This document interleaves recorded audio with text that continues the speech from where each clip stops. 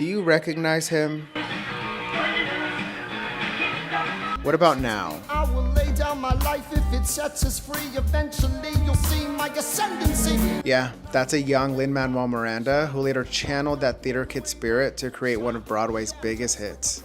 Hamilton, an American musical, debuted nearly a decade ago and tells the story of the nation's founding fathers, including Treasury Secretary Alexander Hamilton. While the musical delves into America's history, it has also secured its legacy within the history of musical theater as a whole. It won 11 Tonys, The Tony goes to Hamilton. a Pulitzer Prize for Drama, a Grammy for its cast recording, and is one of the few musicals to surpass the billion-dollar mark in global revenue.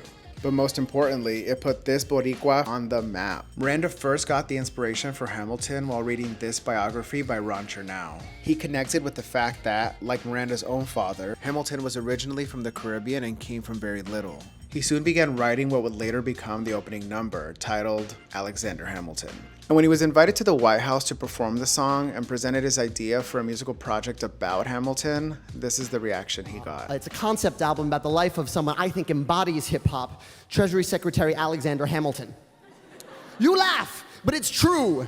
It took another year after that for him to write the second song, and then eventually came up with enough material for a whole show. That show then turned into a highly successful off-Broadway musical before debuting on Broadway in 2015. I think the hope of Hamilton, and something that I see, is that it really bridged that divide, got people more interested in this period of history that is so foundational to the life that we live today and the way that the country works. And while Lin was busy making history, he wore this very costume during the show's second act. It was designed by none other than Paul Tazewell, whose other designs you might have seen recently.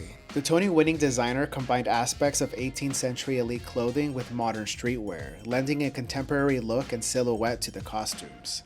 In the early stages of design, Tazewell told Business Insider that Miranda made only one request, that Hamilton be dressed in green, as in green like money.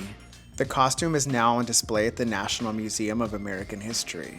Hamilton is still touring throughout North America, nearly 10 years after its debut, and Lin-Manuel Miranda has gone on to cement himself as one of today's best storytellers, and it all started with a young boy dancing to Footloose in his bedroom.